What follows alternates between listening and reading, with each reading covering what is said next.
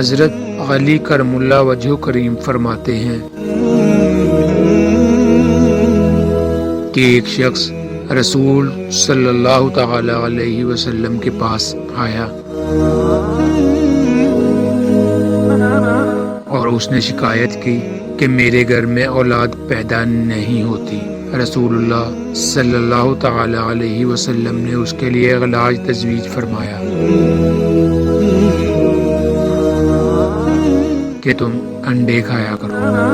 حضرت ابو ہریرہ رضی اللہ تعالی عنہ سے روایت ہے کہ نبی کریم صلی اللہ تعالی علیہ وسلم نے حضرت جبرائیل علیہ السلام سے اپنی وقت باغ کی شکایت فرمائی۔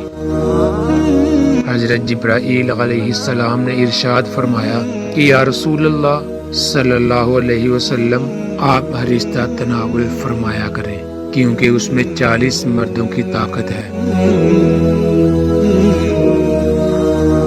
حضرت انس بن مالک رضی اللہ تعالی عنہ فرماتے ہیں کہ رسول اللہ صلی اللہ تعالی علیہ وسلم کا ارشاد ہے کہ بدن سے بالوں کا جلد دور کرنا قوت با کر بڑھاتا ہے۔ رسول صلی اللہ تعالی علیہ وسلم کھجور کو مکھن کے ساتھ کھانا بہت پسند فرماتے۔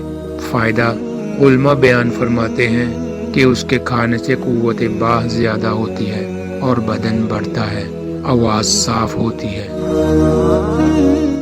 عبداللہ بن جعفر رضی اللہ تعالی عنہ سے روایت ہے کہ رسول اللہ صلی اللہ تعالی علیہ وسلم نے ارشاد فرمایا کہ پشت کا گوشت تمام گوشتوں میں بہتر ہے۔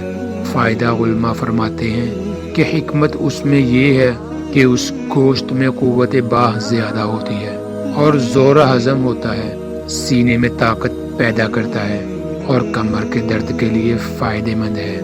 بعض روایات میں حضرت عائشہ صدیقہ رضی اللہ تعالی عنہما سے روایت ہے کہ رسول اللہ صلی اللہ علیہ وسلم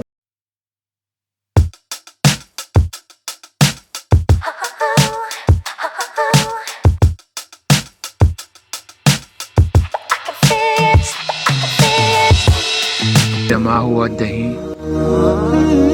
اس غذا